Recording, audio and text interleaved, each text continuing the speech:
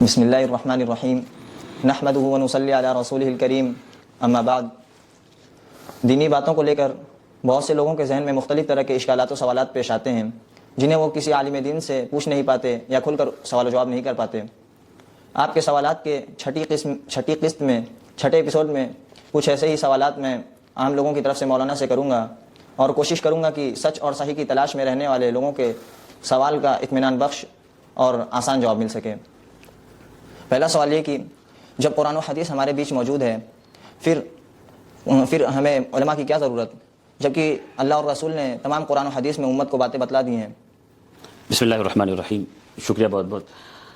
پہلی بات تو یہ کہ علماء کی ضرورت اس لیے ہے کہ اللہ تعالیٰ نے جب قرآن بھیجا تو سوال اٹھ سکتا تھا کہ قرآن ہی بھیج دیتے، کسی رسول کو نہ بھیجتے، اللہ ہی کافی تھے۔ تو اللہ تعالیٰ نے قرآن بھی بھیجا، رسول بھی بھیجا، کتاب بھی بھیجی اور ساتھ میں ایک آدمی بھی بھیجا جو اس کتاب کو، قرآن کو لوگوں کو سمجھائے اور عملی زندگی کے ذریعے بھی سمجھائے، زبان سے بھی سمجھائے۔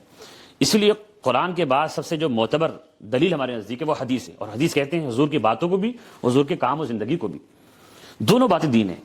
پھر اللہ نے قرآن میں کہا فاسألوا اہل الذکر، لوگوں تم پوچھو علم والوں سے، ان کو تم لا تعلمون، اگر تم جانتے نہیں ہو۔ ظاہر ہے ہر آدمی کے پاس سارا علم نہیں ہو سکتا، خود صحابہ کرام میں سارے لوگ علم میں برابر نہیں تھے، بلکہ صحابہ کرام کے بارے میں اللہ نے یہ فرمایا تھا فَضْلُ نَفْرَ مِنْ كُلِّ فِرْقَةٍ مِّنْهُمْ طَائِفَةٌ يَتَفَقَّهُوا فِي الدِّينِ، کہ ایک ملک چلانے کے لیے، ایک سماج بنانے کے لیے بہت سے طرح کے لوگوں کی ضرورت ہے۔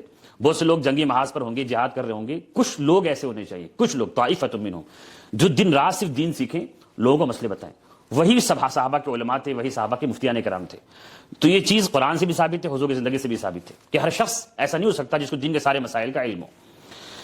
اس لیے کچھ ایسے لوگ ہر زمانے میں ہونا ساری امت کا فریضہ ہے، فرض کفایہ ہے، جو ان کو دینی رہنمائی کر سکیں۔ ایسے لوگ کو علماء کہتے ہیں جن کے پاس قرآن و حدیث کا صحیح علم ہو۔ دوسری بات یہ ہے کہ اگر لوگ یہ سمجھتے ہیں کہ ساری باتیں قرآن و حدیث میں لکھی ہوئی ہیں، ہم کو مسئلہ پیش آیا جائے قرآن میں دیکھ لیں، حدیث میں دیکھ لیں، ترجمہ میں دیکھ لیں، ایسا نہیں ہوتا، ایسا ہے ہی نہیں کہیں۔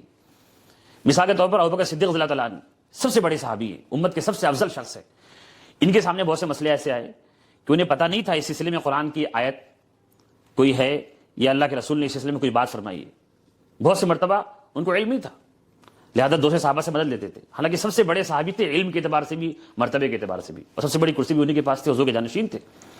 تو ہر مسئلے قرآن میں واضح طور پہ لکھی ہوئی نہیں۔ خود اللہ کے رسول صلی اللہ علیہ وسلم نے ارشاد فرمایا ہے معاذ بن جبل رضی اللہ عنہ سے کہ معاذ جب تم یمن میں جا رہے ہو اور میں وہاں پہ نہیں ہوں گا تو لوگوں کے سامنے نئے نئے مسائل آئیں گے، لوگوں کے کیسے فیصلہ کرو گے؟ انہوں نے کہا کہ رسول اللہ میں قرآن میں غور کروں گا، قرآن میرے پاس ہے۔ پوچھا کہ اگر قرآن میں نہیں ملا تو حدیث میں غور کروں گا۔ پھر پوچھا حضور پاک صلی اللہ علیہ وسلم نے کہ اگر قرآن و حدیث دونوں میں مسئلہ نہ مل سکے، اس کا مطلب بہت سے مسائل ایسے ہوں گے جو صاف صاف قرآن و حدیث میں نہیں ہوں گے، نہیں ملیں گے۔ تو انہوں نے کہا رسول اللہ پھر میں غور کروں گا، اپنے عقل استعمال کروں گا، قرآن حدیث میں اجتہاد کروں گا، جس کو اجتہاد کہتے ہیں، اور کوئی کوتاہی نہیں کروں گا اجتہاد کرنے میں، پوری طاقت خرچ کر دوں گا قرآن و حدیث کے نچوڑ تک، اس کے نچوڑوں گا، اس کی گہرائی تک پہنچ کے اس نئے مسئلے کو سمجھوں گا، پھر لوگوں کو بتاؤں گا۔ تو حضور نے فرمایا، ان کے سینے پہ شاباشی کا تھپکی دی، فرمایا کہ اللہ کا شکر ہے جس نے تم کو سمجھ دی، جس نے تم کو یہ توفیق دی بات سمجھنے کی۔ اس کا مطلب قرآن و حدیث سے یہ بات ثابت ہے کہ ہر مسئلہ صاف صاف طور پہ قرآن و حدیث میں نہیں لکھا جائے گا، بلکہ اس میں غور کرنا پڑے گا، اور غور کرنا ہر آدمی یہ کام نہیں۔ ایک موٹی سی بات ہے کہ ڈاکٹر ہر آدمی خود سے دوا نہیں دے سکتا، جو لوگ ڈاکٹری پڑھے ہوئے ہیں وہی دوا دیں گے۔ اسلام ایک شریعت کا نام ہے، اللہ تعالیٰ کی طرف سے نازل ہوئی لاء کا نام ہے۔ جب انسانوں کے بنائے ہوئے قانون کے لیے پڑھے لکھے بیرسٹر ہوتے ہیں، وکیل کر کے ہم جاتے ہیں کورٹ میں اپنا بیان درج کرانے کے لیے، حالانکہ قانون تو ہندوستان کے کسی ملک کا ہر شخص کے لیے، وکیل کی کیا ضرورت اس لیے ہے کہ لوگ یہ بات سمجھتے ہیں کہ قانون تو لکھا ہوا ہے پر ہر شخص کو معلوم نہیں ہے، وکیلوں کو معلوم ہے جنہوں نے لاء کی پڑھائی پڑھی ہے۔ ایسی دین تو سب کے لیے، پر ہر شخص کو سارا علم پتہ نہیں ہے۔ جو لوگ دین کو پڑھے ہوئے ہیں، شریعت کی لاء جانتے ہیں، ان لوگوں سے ہی عوام کو مسئلہ پوچھنا پڑے گا، ان کو اپنا وکیل بنانا پڑے گا۔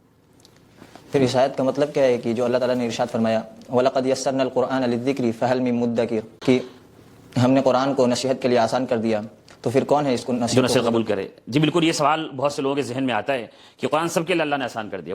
کچھ لوگ یہ کہتے ہیں کہ علماء کی ضرورت نہیں، تو وہ لوگ یہ آیت پیش کرتے ہیں لَقَدْ يَسَّرْنَا الْقُرْآنَ لِلذِّكْرِ فَهَلْ مِن مُدَّكِرٍ، کہ اللہ نے کہا ہے قرآن میں سورہ قمر میں کہ ہم نے قرآن کو ہر ایک آسان کر دیا ہے، کوئی ہے؟ تو پہلی بات میں لوگوں سے کہوں گا کہ اس آیت میں اللہ تعالیٰ خود جو کہہ رہے ہیں اس میں غور کیجیے۔ لَقَدْ يَسَّرْنَا الْقُرْآنَ، اللہ کہتے ہیں کہ ہم نے یقیناً قرآن کو آسان کیا ہے، لِلذِّكْرِ، نصیحت کے لیے، یاد کے لیے۔ ذکر کہتے ہیں اللہ کی یاد۔ مسئلہ یہیں پر ہے کہ قرآن کی صحیح سمجھ اسے ہوگی جو صحیح عربی جانتا ہوگا، قرآن کی آیتوں کو سمجھے گا، ورنہ ہر آدمی دعویٰ کرے گا صحیح۔ تو اللہ نے کہا ہے کہ ذکر کے لیے آسان کیا, ایک قید لگا دی. یہ مطلقاً نہیں کہا کہ بس آسان کر دی جو آئے پڑھے. تو اللہ نے کہا ہم نے ذکر کے لیے آسان کیا, اور ذکر کہتے ہیں اللہ کی یاد, آخرت کی یاد. انسان جن چیزوں کی وجہ سے گناہوں سے بچنے لگے, اللہ کا خوف پیدا ہو, آخرت کی یاد تازہ ہو, اس زاویے سے قرآن سب کے لیے آسان ہے. ہر وہ شخص جو عربی سیکھ سکتا ہے وہ عربی سیکھ کے قرآن کو پڑھے, مطالعہ کرے. جس کو نہیں آتے وہ اس کے ترجمے پڑھے, ٹرانسلیشنز پڑھے. قرآن اس زاویے سے تو آسان ہے, لیکن مسئلے نکالنے کے لیے, قانون نکالنے کے لیے, اس کی گہرائی میں جانے کے لیے بہت مشکل ہے. ایک مثال میں دوں گا اس کی کہ ایک مرتبہ ایک غالباً علامہ بزدوی نے اپنی کشف میں, اپنی کتاب میں لکھا ہے کہ ایک مرتبہ ایک صاحب تھے, انہوں نے حدیث یاد کی من استجمر فلیوتر. اس کا ترجمہ بظاہر یہ ہے کہ جو شخص استنجا کرے فلیوتر. تو یوتر کا مطلب انہوں نے یہ سمجھا کہ وہ وتر پڑھے, تو جب بھی وہ استنجا کرتے تو وتر نماز پڑھنے لگتے. ایسا لکھا ہے لطیفہ. حالانکہ اس کا مطلب یہ نہیں ہے, اس کا مطلب ہے جو شخص استنجا کرے فلیوتر. یوتر کی ایک معنی ہے کہ 3 پتھر استعمال کرے. جب تم پتھر سے استنجا کرو تو 3 پتھر استعمال کرو, نہ کہ وتر نماز مراد نہیں تھی. ایسی بہت سی غلطیاں لوگوں سے ہوتی. تو ایسے ایک مرتبہ ایک حدیث ہے, اس میں ایک صحابی سے بھی غلط فہمی سے انہوں نے ایک بات سمجھ لی, ان سے بھی چوک ہوئی کہ حدیث میں یہ ہے کہ جو بھی آگ پہ پکی ہوئی چیز کھا لے تو وہ وضو کرے. فلیتوضا, وضو کرنے کی جو عربی ہے اس سے انہوں نے وہ والا وضو مراد لے لیا جو ہم لوگ نماز کے لیے وضو کرتے ہیں, جس سے طہارت حاصل ہوتی ہے. حالانکہ اس سے وضو سے مراد منہ دھلنا مراد تھا. حضور کا وضو منہ دھلنے کو بھی کہتے ہیں, جس کا مطلب صرف لفظ دے کر آدمی سمجھ نہیں سکتا. پھر دوسری بات یہ, جب سارے مسئلے قرآن میں نہیں ہیں تو اس میں غور کرنا پڑتا ہے. مثال کے طور پر شراب, انگور کی شراب کے بارے میں اللہ نے بیان فرما دی کہ وہ حرام ہے, لیکن جو دیگر شرابیں ہیں اس کے بارے میں اللہ نے بیان نہیں فرمایا. تو جو علماء ہوں گے وہ غور کریں گے کہ شراب کیوں حرام ہے. اس کی مٹھاس کی وجہ سے نہیں, اس کے بہنے والا ہونے کی وجہ سے نہیں. بہت سی چیزیں میٹھی ہیں, بہنے والی ہیں, حلال ہے. اس کے اندر جو وصف پایا جاتا ہے نشے کا, اس وجہ سے حرام ہے. اب جو نشہ جہاں بھی پایا جائے گا وہ حرام. علماء بس اتنا ہی کرتے ہیں. علماء جب مسئلہ بیان کرتے ہیں تو اپنی طرف سے مسئلے بیان نہیں کرتے, وہ قرآن و حدیث میں غور کرتے ہیں ان اصولوں کے مطابق جو اصول اللہ اور اللہ کے رسول نے اور صحابہ نے بیان فرمایا ہے. لہٰذا ہمیں علماء کی پیروی کرنا ناگزیر ہے, اس کے علاوہ کوئی راستہ ہی نہیں ہے. اگر آدمی خود سے قرآن اور حدیث سمجھنے کی کوشش کرے گا یقیناً گمراہ ہوگا, اس میں کوئی شک نہیں. اور یہ چیز 14 صدی سے چلی آ رہی ہے کہ ہمیشہ ہر زمانے کے لوگوں نے, جس زمانے کے لوگ خیر القرون سب سے بہتر تھے, صحابہ اور تابعین, ان لوگوں نے اپنے علماء کو فالو کیا. ان میں سے کسی نے یہ نہیں کہا میں قرآن حدیث کا حافظ ہوں, میں خود سے فیصلہ کروں گا. اپنے سے بڑے سے پوچھا, ان میں کہ ہر عام آدمی نے فیصلہ نہیں کیا کہ میں خود سے دین سیکھوں گا. بڑے سے پوچھا, بڑے بڑے صحابہ ہیں جو اپنے سے بڑے علماء سے پوچھ کے چل رہے ہیں. اس کا مطلب یہ ہے کہ 14 صدی سے یہ چیز چلی آ رہی ہے. اللہ تعالیٰ نے کہا ہے کہ جو امت کے جو اجماع ہے, جس پر امت نے اتفاق کر لیا, اس کے علاوہ کوئی جو نئی راہ نکالے گا وہ گمراہ ہے, وہ جہنم کا راستہ ہے. 14 صدی سے جو امت جس راستے پہ چلی آ رہی ہے اس کے خلاف ہر نئی بات وہ گمراہی ہے. اچھا, اگر صحابہ کے دور میں شریعت کی باتیں پوری ہو گئی تھیں تو پھر ہم لوگ جن امام کو فالو کرتے ہیں وہ ہاں, یہ سوال یہ پیدا ہوتا ہے کہ بہت سے مسائل ایسے تھے جو اللہ کے رسول نے بیان فرمائے, پھر ان سے صحابہ نے اس کی مزید تشریح کی. تو پھر اگر ہم کسی کو فالو کر رہے ہیں, جیسے دنیا میں 4 اماموں کو فالو کیا جاتا ہے, امام ابو حنیفہ رحمۃ اللہ علیہ, امام شافعی رحمۃ اللہ علیہ, مالک رحمۃ اللہ علیہ, امام احمد بن حنبل رحمۃ اللہ علیہ, تو سوال یہ اٹھتا ہے کہ ہم لوگ حنفی کیوں کہلاتے ہیں؟ اپنی نسبت امام ابو حنیفہ کی طرف, شافعی کی, امام شافعی کی طرف کیوں ہوتی ہے, کسی صحابی کی طرف کیوں نہیں ہوتی؟